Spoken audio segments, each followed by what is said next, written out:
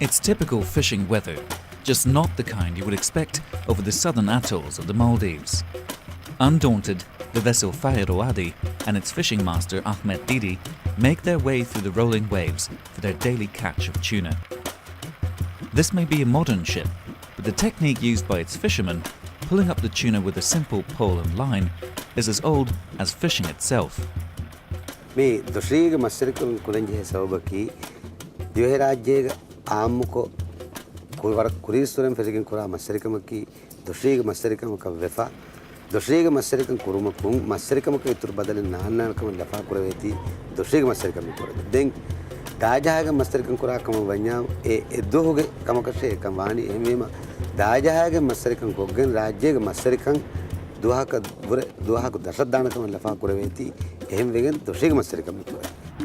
Pole and line fishing is a selective and therefore more sustainable way to catch tuna. Only fish of a certain size are caught, leaving juveniles to grow to spawning age and replenish the stock in the future. Small bait fish are thrown over the side of the boat to lure the tuna to the water surface. The fishermen use the acceleration of the fish as they race to get their prey, hook them and fling them onto the ship's flat deck. The Maldivian tuna fishery forms a sharp contrast to how most tuna is caught elsewhere. Being one of the world's most favoured fish, tuna stocks are being heavily overfished around the globe. Here in the Pacific, one of the world's largest remaining tuna fishing grounds, most skipjack is caught by a method known as purse seining. A large net is drawn around a school of fish by a skiff and then tightened from the bottom like a purse.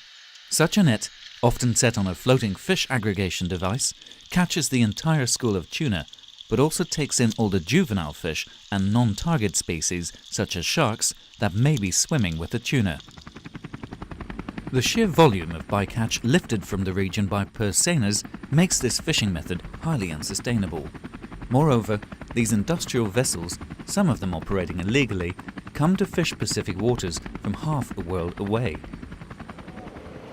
By contrast, the Maldivian pole and line boats are owned by cooperatives of local fishermen who all fairly share the profits of their daily catch.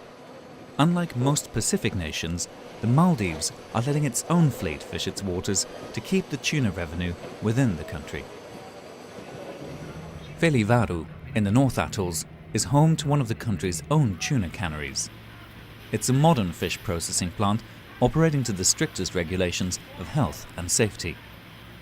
Both fishing and fish processing are vital to the Maldives economy and provide crucial local employment. There are around 500 local people working in this plant. That means 500 families, local families, are looked after. And for fishermen, we pay cash daily. So compared to other industries, what we get from for the company is very well distributed through the community. It's often the profit margin that forms the biggest stumbling block for environmentally responsible and sustainable food products. Fish Forever, distributed by Organico Real Foods in the United Kingdom, is one of the brands marketing the Maldivian pole and line tuna in Europe. Its managing director, Charles Redfern, believes retailers should take a greater responsibility in promoting sustainable fish products. They just say this is a buying option.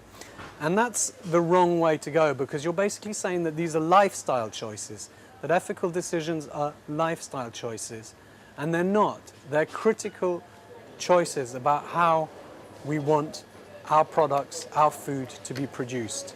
So I would like to see the retailers maybe being less neutral about this and actually working very hard to push it. At the moment, cans of pole and line caught tuna harvested by Maldivian fishermen are sold alongside the competition fished industrially by foreign fleets in the Pacific. Being more labour-intensive and at higher production costs, the Maldivian tuna is having a hard time competing. We hope that people in other countries will realize that we are doing something for the sustainability, and we hope that one day people will pay more for our fish. But today, the reality is we get the same price as purse seine fishing and pole and line fishing. There is no difference. In the end, we will have no choice If we want to run the factory, if we want to do this, we have to go for what everyone else is doing. Just go for the percent. In the absence of sustainable fisheries management for the Indian Ocean, the Maldivian tuna could come under pressure in the future. For the time being, however, the tuna caught here by pole and line forms one of the most sustainable, fair and transparent seafood products available today. But these fishermen can only stay afloat if both retailers and consumers make the choices that support them and their ancient way of fishing.